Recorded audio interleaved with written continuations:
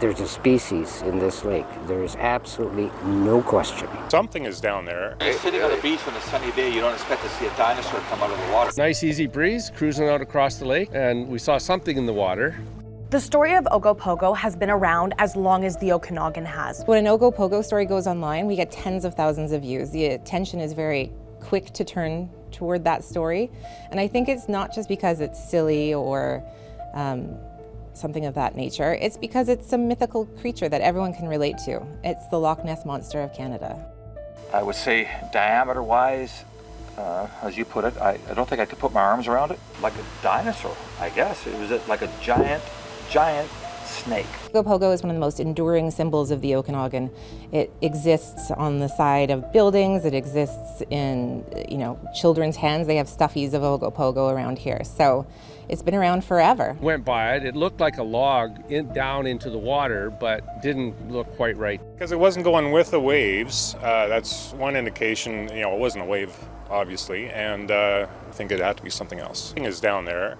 Whether it's Ogopogo or not is a different story, but there's definitely something down there. From my son, I took the video, and then I sent to my family. Everybody was so happy, excited, and then some people say, oh, big fish, Ogopogo, whatever. And you see an email and the subject says Ogopogo, you get immediately excited because when you open it, there's going to be a photograph or a video, and you're going to have this opportunity to have a national impact and share this legend and keep it alive in a sense. There's 3 humps in the water and a head moving towards Kelowna. I think the Ogopogo story does really well online because people want to know if it's real. They want to have a moment to sort of be their own scientist and figuring out whether or not there is actually a creature that lives beneath the waves of Okanagan Lake.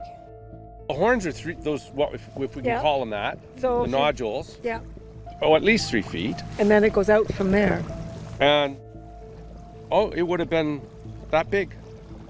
And that's why I thought if it was Ogopogo sleeping, I don't want to be here. On a story like this is interesting because it's not necessarily my view that there's an Ogopogo, and it's delving into myth. So how do you balance myth with reality and what people want to see?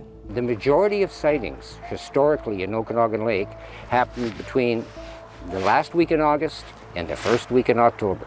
The story is the creature. So being part of that is actually kind of interesting to see people go offer their theories about what this creature is or what that wave was or what that sighting was.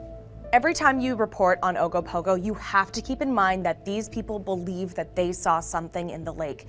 Well, since nobody has seen it, who's to know?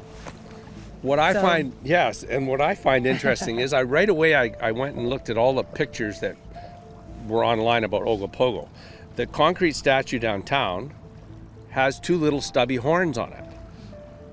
Well, somebody somewhere started putting horns on Ogopogo. Why? Maybe somebody saw it like that. People in general just love the unknown. If you take Ogopogo out of the lake, it's just a lake.